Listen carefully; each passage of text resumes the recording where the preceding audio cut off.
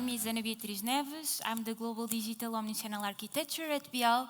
And today I'm going to be speaking about how to make omnichannel work, some lessons from the Frontline. So in the last years, I've been working in the pharma industry in local and global roles in the digital marketing space.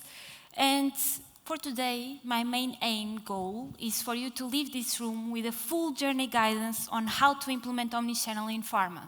And it's supposed to be interactive, so I'm going to share my learnings, I'm going to share my pains, and I also want to hear yours, and we'll have space for that. So I hope that you enjoy this journey. My inspiration for today's presentation was actually something that I decided to do some years ago. I decided to go out of my comfort zone and do my first solo traveler trip ever. And I decided to go big. I also decided to do my first trekking ever. And I decided to go into Mont Blanc, so very, very big. 7 days of trekking, 170 kilometers walking, with a group of solo travelers that I didn't know, and a guide. And actually, this was a big adventure. And besides being a big adventure, it was also a big challenge. And I compared this challenge into the challenge of implementing omnichannel in pharma. So for today, my main aim is for us to go through the base camp, the environment, what we need to tackle first, then the traverse to start walking, then the steep ascents, the main challenges that we have, and then the peak of the mountain. When we are almost getting there in omnichannel, it arises a new concept, omnichannel, and I'm going to give my opinion on that. So to start with, we start with the base camp, and here is usually where we see our environment, we see the weather conditions for the next 7 days, and we start preparing what is the luggage that we need to take with us, first in our backpack and also in the mule, because when you go into Mont Blanc, some part of your luggage goes with you, that is the priority luggage for your journey, and then another part goes in the mule. So the base camp in pharma for me starts with data, and starts with data, in this case from IQVIA, that states that the global number of sales reps is decreasing globally. And it's interesting because we can see that from 2014 to 2019, it has decreased 3%, and from 2019 to 2024, it has decreased 11%. This is super interesting because this used to be the primary channel in pharma, and pharma is actually disinvesting in this channel. So when we go further in data, we can see that we have other data that is interesting. We have two age groups that are arising. We have the ones that were born pre the 80s and the ones that were born post the 80s. The ones that were born pre the 80s, we have digital immigrants, and the ones born post the 80s, we have the digital natives. When we analyze the data, we can see that the digital immigrants still see face-to-face congresses as a super interesting channel. And actually, they start valuing more remote calls despite of face-to-face calls. When we look into digital natives, we can actually see that there is a decrease in the percentage of people interested in face-to-face congresses, but still the main channel. And then we can actually see that there is the same percentage being given to face-to-face calls and remote calls. This is interesting. When we go a bit further and we analyze actually what we as pharma consider as important channels and what our healthcare professionals consider as important channels, we can see that we are not meeting their needs. So our the sales force effectiveness, we value in 76%, but actually they don't value as much. Then we have podcasts and social media and independent websites being valued super by these healthcare professionals, and we don't value that much. And then I wanted to ask you, oh, sorry, I'll go back, but now I can.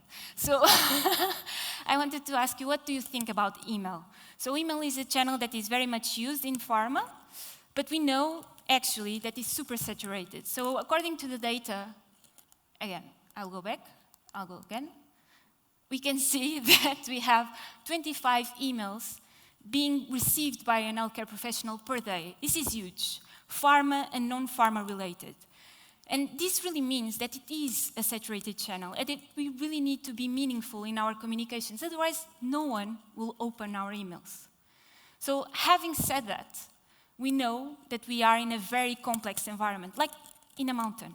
We have steep ascendances, we have rocks on the way, and we have a long way to get into places to breathe and to see the view. So our target is more fragmented, more channels to communicate.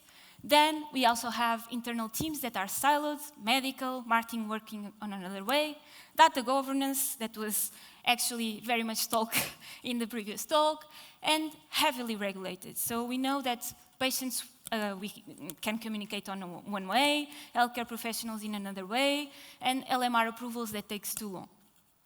So I wanted to ask you, and now I ask the Slido to come in, that is, what is your internal biggest challenge on implementing omnichannel in pharma? So what for you has been your internal biggest challenge? And you can just say one word for an example, or you can write a full text.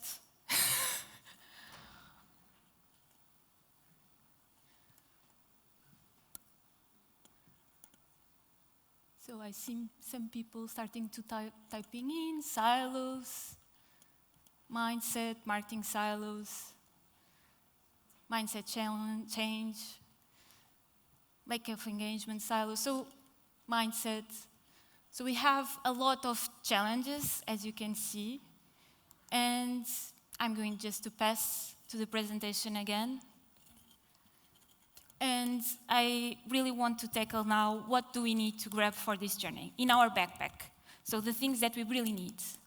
So first, we really need a clear vision and ambition. And when we want to achieve this, it's super important that you pack this in your backpack first. Then to know our environment, the data, the thing that I've shown you, but in more detail. Internal capabilities assessment. Like going into a mountain, you'll have people that are super good physically and others that are not so good. So you really need to set up the right pace, and it's super important to do this. Then the internal equipment assessment. So if you don't have the correct gear going into a mountain, the correct boots, the correct jackets, you'll not make it. And the same with the channels. We need to know if they are integratable in the future, if they provide a seamless experience, and then define how you'll measure success. Define the milestones. It's super important. Like going into a mountain, you need to celebrate the first 100 meters, and so on. So then you start walking. And when you start walking, you actually start improving the things that you assess. So the first one, internal capabilities assessment. For this, I have here an idea that I've worked in past and in now, and that works very well. That is actually digital pills, video pills. And for this, you can use an AI tool that is Lumen 5 that can convert a blog post, a LinkedIn post, an article, a PPT presentation, a PDF in just minutes. And this provides digestible content for your internal teams. So you can have tips, you can have a lot of content that can be shared about capabilities that you want to improve in an easy way. And actually, this is something that people want. They don't want playbooks with 100 pages. They want digestible content. Then another thing that you can do, videocasts, is something that works very well. If you want to achieve your top senior management, why not try to bring different people from different departments that work with you in your omnichannel projects, and that actually want to talk about the message that you want to transmit. So I've done this in the past, and actually this really works, because people want to know more about that person. They will talk, buzz in the company. Then they want to know, oh, they're talking about that message. Okay, I'm going to share that. So it's something that works. Then masterclasses. This one is very common in pharma. You need to set up the right cadence, the topics, and actually to bring external pharma speakers or external consultants, because it generates a lot of interest in this type of trainings. Here you have Casper Yerlang and Jason from Agile that supported one of our omnichannel masterclasses, and it worked super well. Then we also have global events. In this type of global events, it's super important that you start sharing best practices cases around countries, that you share your ambition, your projects, but also that you bring external pharma speakers. And then another thing that is super important is to create contests. So in this type of events, you can announce winners of projects within capabilities that are being developed in the countries that you can replicate in another ones. And these are really great initiatives. Moving on to the internal equipment assessment. So we know that when going into a mountain and into a trip like this, it's where we are going to spend most of our money. So it's the same in pharma, okay? So the channels, the integration of channels is where we spend more money. And yesterday we talked a lot about pilots. And it's super important to start like that, not only because of the budget, but because we want to succeed. And actually, Shower Thinking is a company that helps you. For an example, if you want to create the integration between mass email marketing and CRM system and do a pilot with this, they allow you to do this and really create customer journeys within this.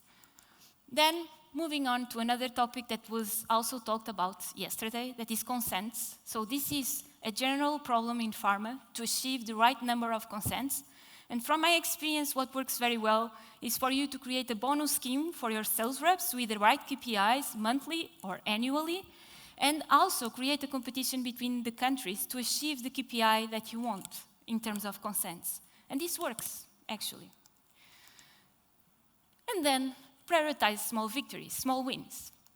So small projects that you can do that will really generate a lot of gains.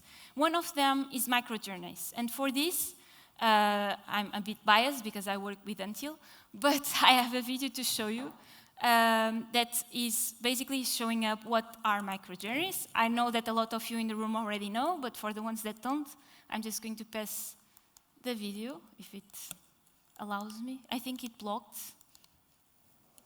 Go back. Okay.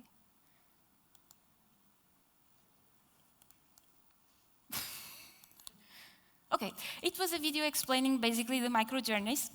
And the main goals of this is that you have small objectives that people basically can reach with the framework. But what is very important is that this framework of omnichannel is, of course, available for all the countries to localize, for them to create their strategies. But it's super important for you to have a consultancy company and your team helping out the countries creating these microjourneys, because this will change the mindset. And changing the mindset is super important. Then another thing is that omnichannel demands a lot of content, and all of you know this. So global content factories are more and more important, so they, of course, reduce the costs locally of local agencies. Then we also all know that it also improves the BTLMR approvals in the case that you have a global content factory that is efficient because it delivers the adaptations very fast. But then we know, and yesterday we had here also a talk about Arcane and Bial, that AI is the future for these global content factories. And it's super important to tackle certain things when choosing the right provider. So the first one is discover and tagging. You really need to have this in place. Then the other one is about translations and adaptations. So one of the questions yesterday here in the room was about adaptations. So okay, translate is okay, but then if I have many things that I want to change, is it fast to do with this global content factory? Assembling models and also channel variants. We know that with AI, within minutes, we have 30 channel variants, which is huge. It don't take us months. So this is the future.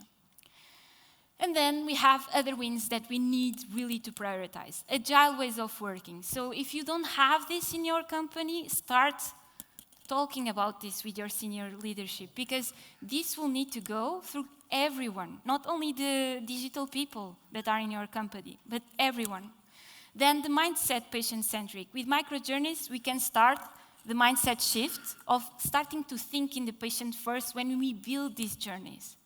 And then the analytics dashboard. Of course, that we need to have a global dashboard that offers the local views that are interesting, and of course, all the metrics on the journeys, on the channels.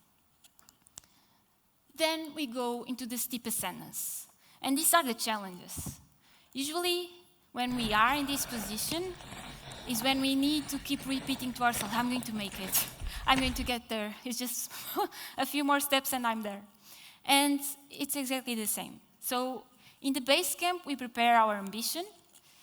we prepare our vision, but then we need to keep repeating this. And that's why it's so important to have these new formats of communication, because otherwise it gets lost. And then we need to reinforce the change. When people already have the right capabilities, then you need to be able to transfer ownership. And the same happens in the mountain. You have the guide that goes in the front, but then you'll have people that will have the knowledge and will be able to support the others. And you really need to let these people lead projects when they have the right capabilities, because this will spread away all the message that you want to pass. And when we are almost getting there, we have challenges. And one of the challenges that has arisen is Omnichannel. This new concept that appears that now everyone is talking about. So I wanted to please ask for Slido to come in again.